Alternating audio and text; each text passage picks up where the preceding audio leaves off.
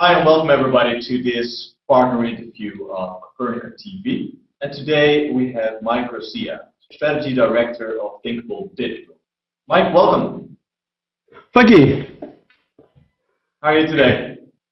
Not too bad, actually. It's a bit sunny today in England, which makes a change. Yeah. How are you doing? You managed to stay in the house today to do this interview, so thanks for that. I did. No problem at all. Could you give us a brief introduction to your agency?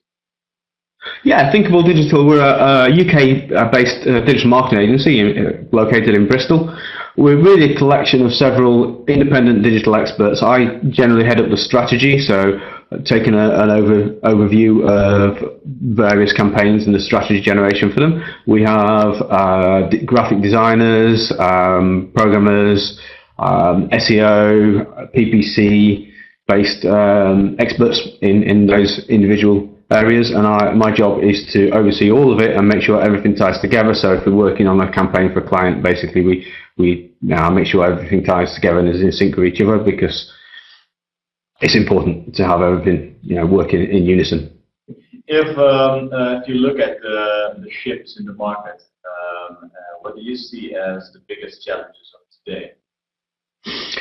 Big move towards content marketing, content-driven SEO, obviously with all the Google updates of the past few years, moving steadily and progressively towards much higher quality.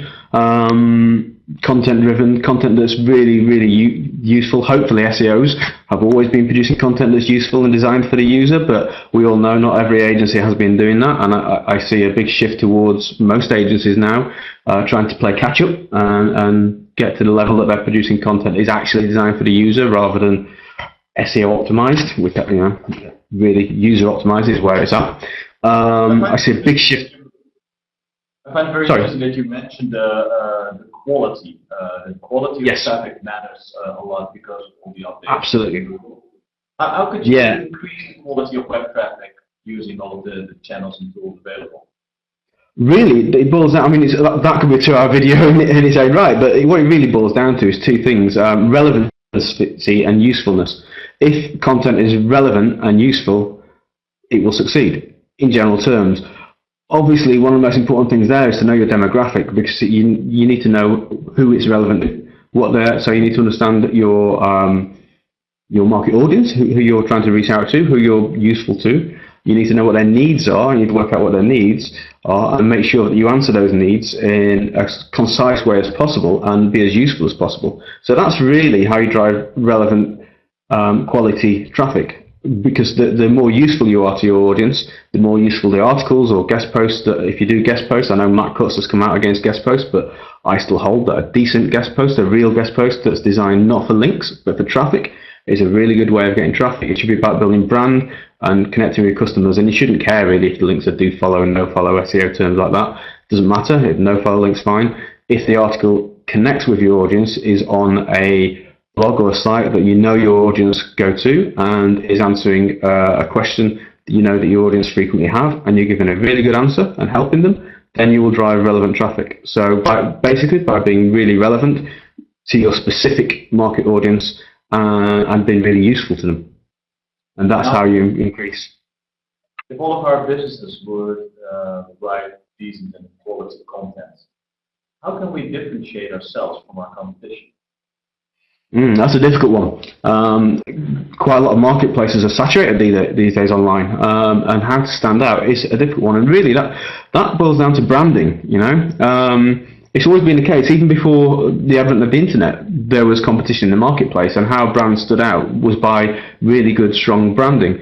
That could be a focus on customer service, but have a brand identity and be consistent and stick to that brand identity and become known. Because if your brand becomes known for being really useful to people in the sector, and you have a really strong sense of identity, people have got something they can identify with.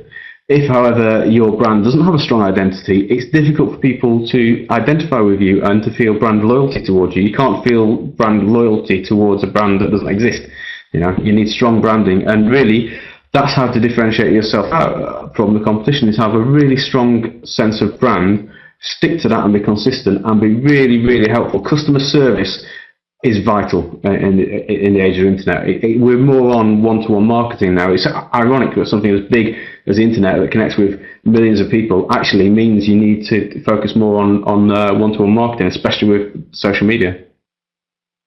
And what I find very interesting about what you just said is that companies who master SEO, master all the digital marketing tactics, should move more towards or move back to branding to differentiate themselves. Whereas for most brands, the branding is something they have been moving away for the last couple of years. Really, the two should be seen as one and the same.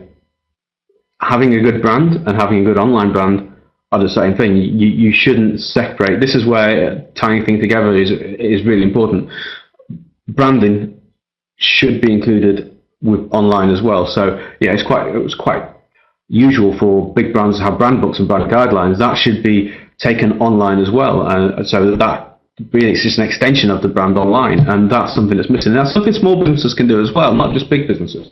You know, big businesses, it's important they convey their brand message they already have online, and for small businesses, they need to really take a leaf out of the brand's books and learn what it is to brand and how to brand. And that brand really should focus, a big element of it should focus on customer service. You also mentioned, in combination with brand marketing, that one-to-one marketing becomes more valuable as well. How do you see one-to-one marketing developing in the next couple of years? More people are going to be doing it if they want to be successful, that's for one. It's especially useful with e-commerce platforms. Personalized data, so using platforms like Copernica, for example, if you have the right systems in place, say with Magento integrations, you can be sure to deliver personalized messages based on user activity on the site, so you can send them emails that you know they will find interesting. So you can set up certain rules, obviously, so if someone performs a certain action or looks at a certain product page, you can send them tailored messages on this in a scalable way. Scalable because it's automated. You set up the rules and it does it for you. And really brands, especially e-commerce, are going to have to deliver more personalized emails and points of contact through social and email with the user, and it's definitely a big growth area. And as well, mixing that with the growth of mobile, you know, obviously you have to make sure your emails are responsive or at least mobile optimized, so that whatever platform, whatever device the user is accessing your emails from, it needs to work, because it can actually harm the brand more by sending an email that doesn't render properly on a mobile device than if you never sent it in the first place. Getting a bad email can put people off your brand and cause them to unsubscribe. Yeah, responsive design has become more of a commodity than a trend. Yeah, absolutely, it's becoming essential. The mobile growth, mobile internet use is soaring, and mobile commerce as well is soaring. So for an e-commerce business to be sending out personalized emails in a mobile responsive format is really going to be key moving forward, so I feel. Yeah, we've seen the trend watchers all predicting that, well, for the last 3 years, every year would have been the year of mobile, but none of the past years have been the year of mobile. But mobile is just here, and it has never been a real trend. It's just here, and it was more of an evolution than a revolution, I would say. How do you look at that? Yeah. I totally agree. Yeah, mobile's here to stay. Year of the mobile. Every year is the year of the mobile. It's just one slice of the pie, but its slice is growing most year on year. So yeah, absolutely. Yeah. You have started as a Copernica Digital partner a while ago. What made you decide to partner with Copernica initially? Well, we've actually looked. I was tasked with finding a marketing automation software to use, because in the past we've used a combination of technologies to deliver content marketing style work for our clients. That's involved things like email marketing platforms, things like Aweber and MailChimp, you know, the standard autoresponders. We really wanted a way to again tie it all together more and be more useful.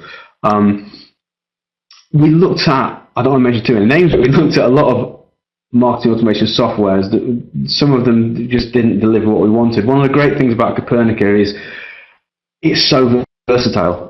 It needs configuring, don't get me wrong, it's quite a lot of configuring, but that means you can configure it. You can do amazing things with Copernica, even down to the level of, I was really impressed the way you can personalize PDF files. So if you're doing a white paper as part of a content marketing plan, you can't, lots of solutions will let you personalize the email that the PDF is attached to, but with Copernica, you can personalize a PDF, which to me is excellent. Someone gets a personalized white paper, which not a lot of people are offering, and to be able to go to that level of personalization to me is really impressive. Yeah, and then the fact that a lot of marketing automation software is charged for training on top of the normal fee. Copernica don't, and to me that's a really good testament to how Copernica feel about their partners and their customers. They really care, and that's proven by the fact we're doing this video now and by the communications we've had throughout a sign-up process and getting started with Copernica. We felt supported every step of the way, and that helps us in turn to support our clients and be confident that the solution we're offering has the support there to support the clients with what we need to do. So yeah, really happy. That's really the reason, it is how versatile and configurable it is, and the level of support you get there is second to none, and that's why I went with you guys, really. This interview also aims at introducing Thinkable Digital to the network of Copernica users. Yep. So we need to focus as well on your added value. You have been discussing the added value of Copernica and why you like the tool. Why should our users like Thinkable Digital? What could you bring to the Copernica users? Okay, so what we bring to the table is a lot of experience in multi-channel approaches. So we can help the client to hold sessions with them to understand what they want to get out of using the software. First of all, and get a really good understanding of what they're looking to do. It may be they know exactly what they want to do. It may be they have an end goal but don't quite know how to get there. They don't know what filters to set up, what selections. We can help with that. We can help understand their business goals and translate that into how the software can be set up to achieve those goals. We can work just setting that up and leave them to do it, or we can work from a fully managed where we set things up for them exactly how they want, measure, adjust and tweak as we go on and provide reports. So really it's taking any stress away from them and taking their business goals and using the software and our knowledge of the software to make sure that we deliver on those goals and measure results. Taking the stress away, delivering what you promised. I think our users will have to like that. Taking the stress away is good for any business. I find if you take customers' client stress away, they stay with you.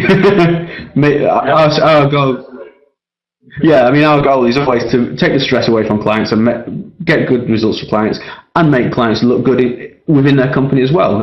If we can do that, then we win clients and we keep clients, and that's our goal.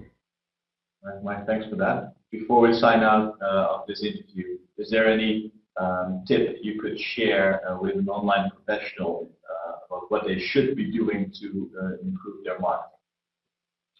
Absolutely. A lot of things we could cover, but the most important is have a strategy. It doesn't matter necessarily if it's not the most perfect strategy, but stick with that strategy and measure the results of it. And then give it time to measure the results. So make sure it's an ethical strategy, obviously. Don't go with SEO spam or anything like that. Make sure it's an ethical strategy and stick at it long enough to measure the results. And if you find yourself wanting to start testing things, try and make it a controlled test and test one variable at a time and see what the results are, rather than changing lots of things, which I see a lot of people do. And it's difficult then to know which change has delivered the results, and it's difficult therefore to optimize.